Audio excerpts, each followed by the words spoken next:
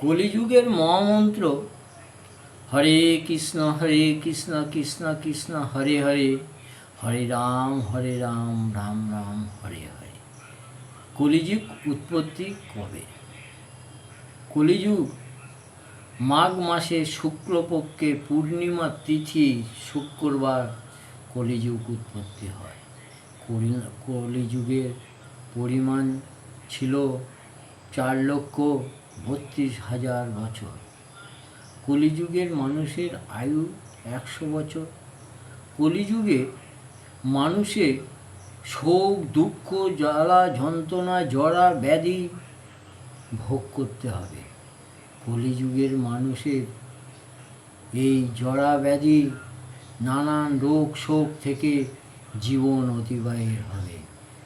এরই নাম কলিযুগ।